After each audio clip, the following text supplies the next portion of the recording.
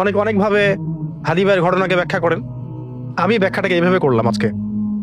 আমার কাছে মনে হয় যে তিনি একজন মানুষ ছিলেন যিনি তার জীবন দিয়ে এই জাতিকে একটা বার্তা দিয়ে গেছেন, কোনটা সত্য কোনটা মিথ্যা, কোনটা হক কোনটা বাতিল, কোন দিকে আমাদের থাকা উচিত, কোনটা ইনসাফ কোনটা জুলুম, এবং সবার সামনে স্পষ্ট হয়ে গেছে। এটা সবার হৃদয় থেকে হৃদয়ের মধ্যে কিন্তু তার প্রতি মহাব্বত পয়দা হয়ে গেছে। এটা আল্লাহ পাক পয়দা করে দিয়েছেন।